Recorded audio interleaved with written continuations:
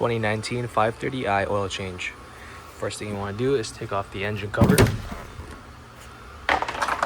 That exposes the oil filter on the top right. I usually like to take this harness off. It gives me a little more room. And now we're gonna get our 3/8 ratchet with a extension and a 27mm. All we're gonna do is loosen this for now. We're not gonna take it out yet.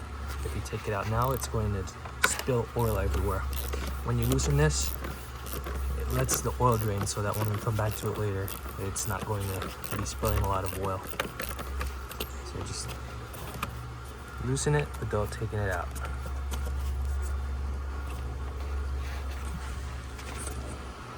So now we're underneath the vehicle. However way you lift up your vehicle, just make sure it's safe before you get under it. You can use ramps, jack stands. I'm very thankful to have a lift. It makes this job a lot easier. So next step, you take this thing that's underneath the vehicle and you twist it to the left, and that exposes the drain plug.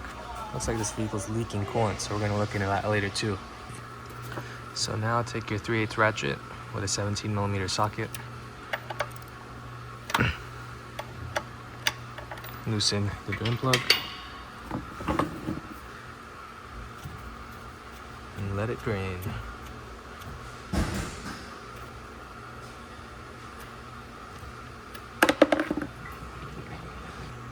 And just wait until it's just small drips left coming out from the drain plug. And today the customer wants this installed, this AGA drain plug. It's a special drain plug that you can drain a little easier. So I'm not the biggest fan of it, but they want it on their vehicle, so we're gonna install it. So the drain plug in.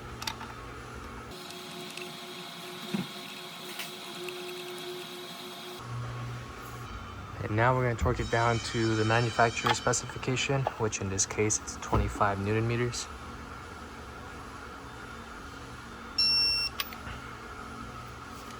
Now clean the area with some degreaser or a rag. A rag works too if you don't have any degreaser. Saves you a little bit of money. And for this AGA kit, there's a little cap for this screw so that it protects it. This just has to be finger tight. And then put your little cover back on by lining up the tabs and spinning it to the right. So now let's figure out why this under panel is wet. We're gonna take this under panel off to see if we can see any coolant leaks. So to take this off, it's just a bunch of 8mm bolts.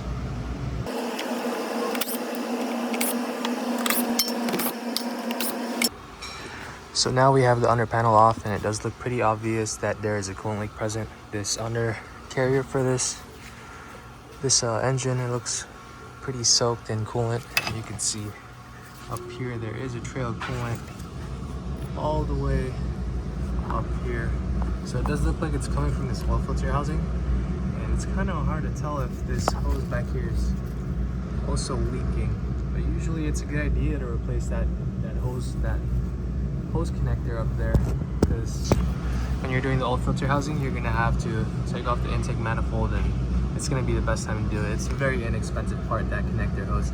So usually, if you're gonna do an oil filter housing, do the oil filter housing and also do that connector as well.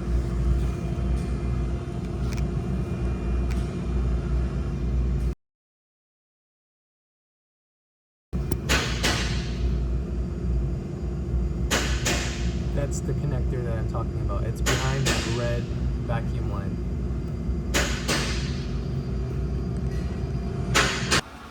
So for now, we're just gonna let the customer know about what we found on your vehicle, that they have a coolant leak.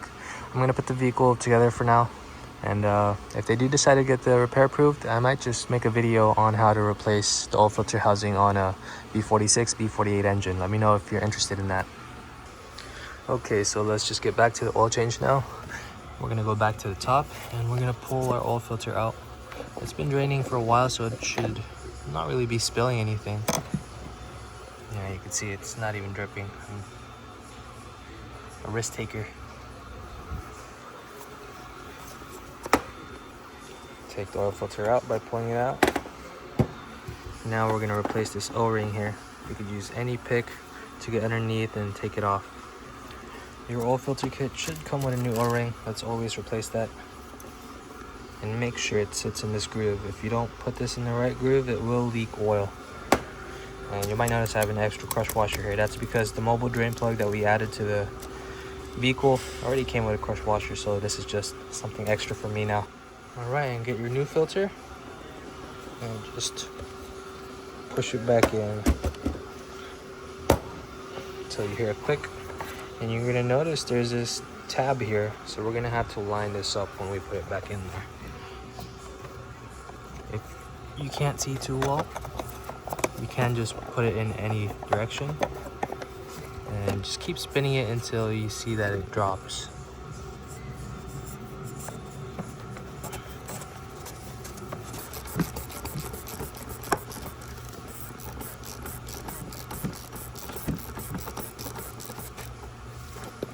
The torque spec for this is also 25 Newton meters.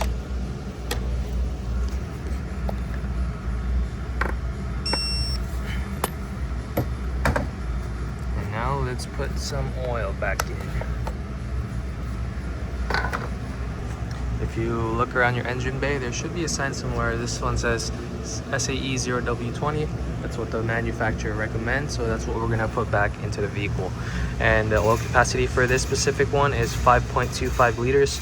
Double check online, because some engine variants, even though they're a B46, they might take a slightly different oil capacity. I have this oil gun, so that makes things easier for me, but if you don't have one, just use a funnel. A funnel will really help to make sure you don't spill anything.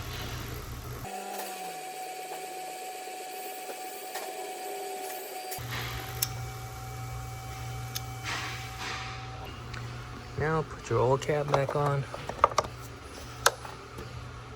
and put your engine cover on.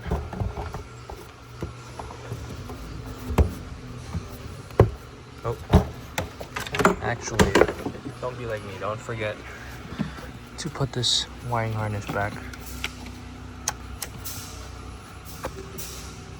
This thing's falling apart, but that's fine. Now you can put your engine cover back on. Nice. And also the customer just told me that they replaced their battery about a year ago, and they just want to make sure it's okay. What they don't know is this vehicle does have two batteries. They replaced the one in the back. There's also one in the front. And just looking at the date here, these numbers here tell me what year this battery was manufactured, and it starts with 18. So this battery was manufactured in 2018, so it's about 8 years old now. So we really want to test this to make sure it's still okay. This one, I believe it's for, this one's actually the starter battery. The other one is your main 12-volt battery.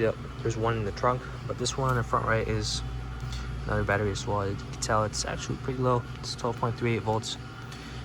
Let's do a battery test. This is an AGM battery. And CCA, let's take a look. It's 570 CCA.